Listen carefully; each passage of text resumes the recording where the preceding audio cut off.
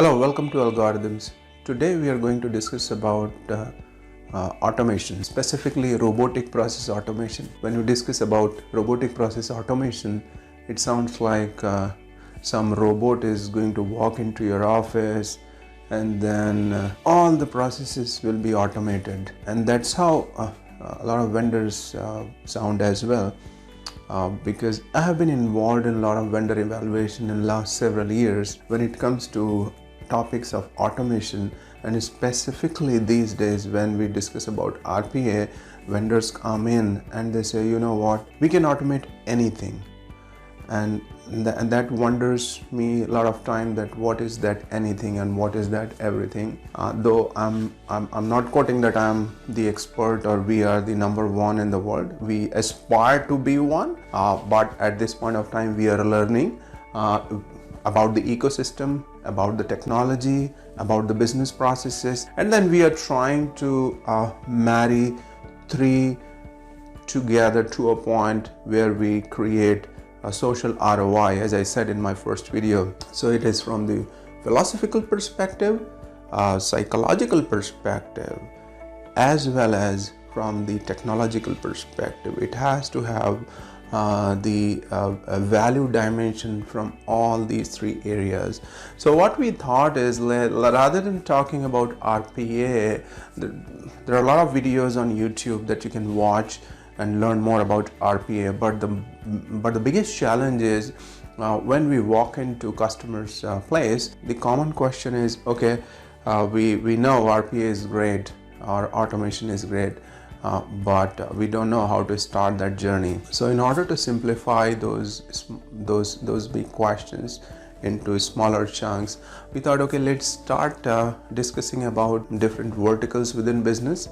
So in this video we are going to talk about finance processes, and within finance we are going to discuss about procure-to-pay automation gaps. Okay, so that when you talk to your finance team, you talk in context, because any technology, any automation is meaningless if there is no context around it. And when we talk in terms of context, it is very specific, and business folks understand as well that, okay, I completely understand and I get it where you need our support, because they are not the ones who understand technology. They know the process, but they don't know, okay, which process can be automated, which cannot be automated. So just to simplify, as I said, there are many finance processes.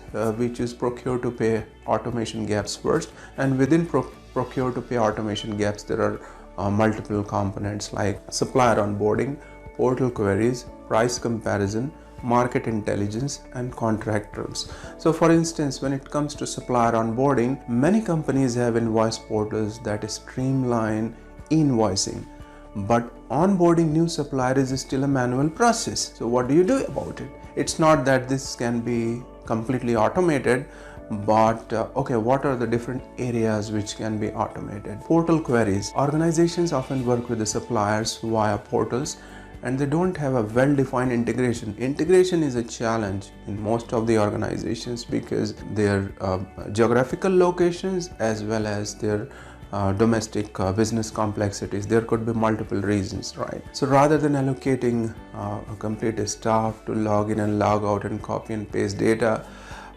this process can be automated as well, where you define the onboarding of new suppliers. Price comparisons. If you work with a number of suppliers to source a specific product where the price fluctuates, it's a big challenge. How far you can go in terms of searching products, and how far you can go in comparing the prices and then tracking changes, because you need to have that documented in terms of for compliance and for the legal as well. So how do you go about best pricing?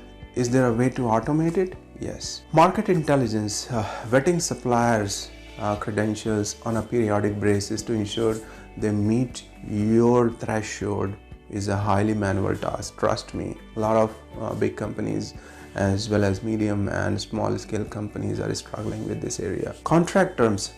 For some invoices, vendor contract data must be validated to ensure compliance with the contract terms. And I guess yes, any organization you go, whether it is a higher ed or industry vertical, whether it is a higher ed or manufacturing or retail, this is one of the most common problem, and they're putting a lot of manual effort in this area. I explained you like 5 or 6 different areas within procure-to-pay automation gaps.